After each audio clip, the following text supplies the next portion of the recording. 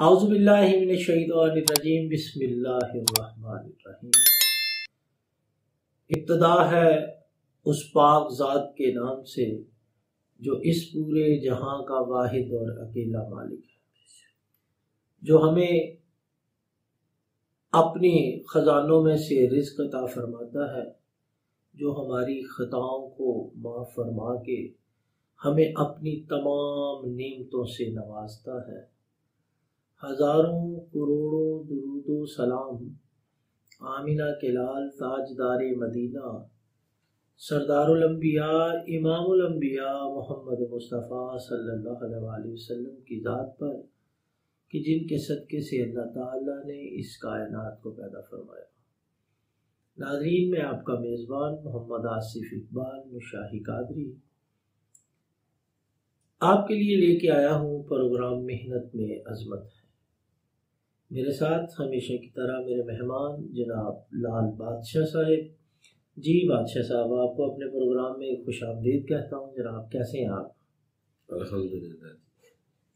بادشاہ صاحب سے جو گفتگو ہماری چل رہی تھی اس میں ہم نے بادشاہ صاحب کے بچپن کو نہیں جانا۔ ہم یہ دیکھنا چاہیں گے، سننا چاہیں گے، ہمارے ناظرین بھی بادشاہ صاحب آپ کو دیکھنا چاہ رہے ہیں اور آپ سے یہ جاننا چاہ رہے ہیں کہ آپ نے آج اتنا بڑا کاروبار ماشاءاللہ اسٹیبل کیا ہے، اتنا بڑا کاروبار کھڑا کیا ہے۔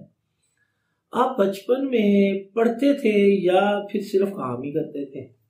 السلام علیکم ناظرین، جیسا کہ بابا جی نے مجھ سے سوال کیا، بچپن سے ہی میں پڑھ رہا تھا اور پڑھتے پڑھتے تقریباً 9th کلاس تک چلا گیا تھا۔ اس کے بعد میرے بڑے بھائی کی ڈیتھ ہونے کے بعد جس کی وجہ سے مجھے کام پر اپنے والد صاحب کے ساتھ جانا پڑا۔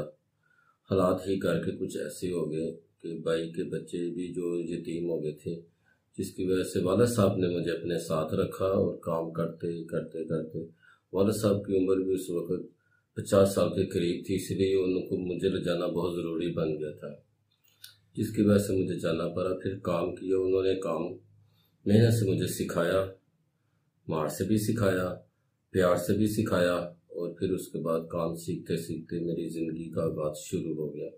یعنی کہ آپ 9th کلاس میں تھے جب آپ کے ساتھ یہ حادثہ پیش آیا اور آپ کی زندگی اس حادثے نے بدل کے رکھ دی۔ کبھی آپ کو پچھتاوا ہوتا کہ یار پیسے تو آ گئے لیکن تھوڑا پڑ جاتا تو کیا ہی ہوتا؟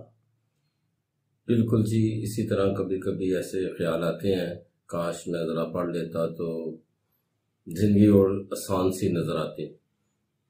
بس پڑھائی چھوڑنے کے بعد توجہ بھی صحیح طرح سے نہیں دی گئی، جس کی وجہ سے کاروبار کے شوق میں گھر کے حالات کی وجہ سے محنت کرنی پڑی، اور اسی سلسلے کو چلانے کے لیے ماں باپ کی بھی مجبوری نظر آئی مجھے، حالات کی بھی مجبوری، اور اسی وجہ سے مجھے اس کام پر محنت کرنے کی ضرورت پڑ گئی۔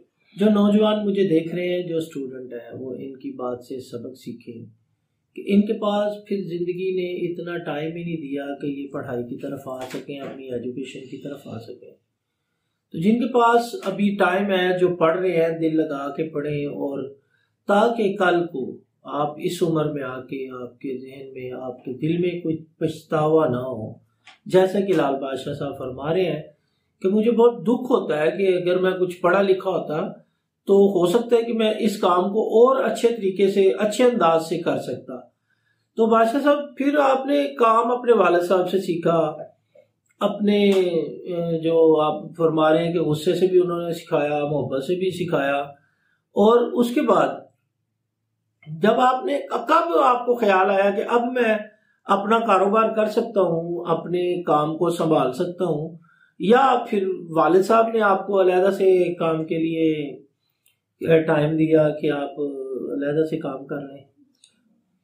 میں ویسے بھی والد صاحب کے ساتھ ہی تھا، ان کی عمر اتنی ہو چکی تھی، وہ کام نہیں کر سکتے تھے، لیکن وہ سکھا گئے تھے، مجھے سکھا دیا تھا انہوں نے، اور سکھانے کے بعد کافی ان کے ساتھ میری محنت ہوئی۔ 20 کے ساتھ میرے ان کے ساتھ 20-25 سال گزر گئے، پھر ان کے بعد وہ پردہ کر گئے، چلے گئے، لیکن وہی کام وہ مجھے سونپ کے چلے گئے، یہ تم اس کو سنبھال لو، اس کو چلاؤ اور ایسے ہی کرو، پھر اسی کام کو لے کے چلتا رہو، آج تک کر رکھتا چلتا۔ یعنی کہ آپ نے پوری وراثتی حقوق نبھائے کہ آپ کو وراثت میں یہ کام ملا، آپ نے آگے اس کو آپ کے بچے اس طرف کوئی آیا ہے کہ سارے پڑھ رہے ہیں؟ تقریباً سب بچے پڑھے لکھے ہیں، سب بھی پڑھ رہے ہیں، صرف ایک بیٹا جو بڑا ہے وہ اس کو میں اپنے ساتھ لے کے آیا ہوں اس کام کے لیے۔ اس کی تعلیم کیا ہے؟ وہ بھی پڑھا لکھا ہے یا؟ ماشاءاللہ اس نے کم سے کم BBA کیا ہوگا، اس نے BBA کیا ہوا ہے، ماشاءاللہ جی، بڑی اچھی تعلیم ہے ان کی۔ تو وہ شوق سے آ رہے ہیں یا آپ نے جبرن رکھا ہوا ہے ان کو ساتھ؟ وہ تقریباً نہ تو زیادہ جبرن کیا ہے تو نہ ہی زیادہ شوق سے، ان کو یہی بچے کو سمجھایا کہ بیٹا دیکھو ویسے بھی تو اس کام کو کسی نے سنبھالنا ہی ہے، جی تو آپ اس کو ذرا سنبھالو، اور اس کے بعد یہ اپنے ہاتھ میں ہونا تو آپ چاہے سیکھو یا نہ سیکھو، آپ کو بزنس کرنا آ جائے گا، مارکیٹنگ کرنا آ جائے گی، اور یہ آپ کے تعلقات ہیں، یہ اس سے آپ کو فائدہ ہوتا رہے گا۔ اسی طرح وہ کرتا ہی آ رہا ہے ماشاءاللہ، اور تھوڑا تھوڑا ساتھ خود بھی اس کو شوق ہے تو سیکھ بھی رہا ہے۔ اور جیسے کہ آپ بتا رہے ہیں کہ آپ انسیڈنٹ طور پہ اس کام میں آئے، اب آپ کا بچہ چاہے شوق سے کر رہا ہے چاہے وہ ابھی آ گیا ہے اس، آپ کیا سمجھتے ہیں کہ اس ایج میں بچوں کے پاس اتنے پیسے ہونا یا اتنا بڑا کاروبار ہونا ان کو کسی غلط راہ کی طرف تو نہیں لے جائے گا؟ میرے خیال سے کہ اگر بچے اپنے ماں باپ سے محبت یا اپنے ماں باپ کو سمجھتے ہیں تو وہ غلط راستے پہ بہت ہی کم لوگ جاتے ہیں۔ ہاں، بری صحبت کہیں نہ مل جائے تو اس کی وجہ سے وہ گمراہ نہ ہو جائے۔ ویسے تو الحمدللہ اللہ کا شکر ہے، میرے سارے بچے ماشاءاللہ اچھی طریقے سے اور اچھی فرما برداری کی طرف ہی جا رہے ہیں۔ جب آپ کام کرنے جاتے ہیں، اب کبھی آپ کو پچھتاوا آتا ہے کہ یار اب میں بہت تھک گیا ہوں، یہ کام مجھے چینج کر لینا چاہیے، یا میں اب بوڑھا ہو رہا ہوں تو اس میں تو کوئی پینشن کوئی ایسا سلسلہ نہیں ہے، تو کیا آپ پھر اس معاملے میں کبھی سوچتے ہیں آپ اس کو؟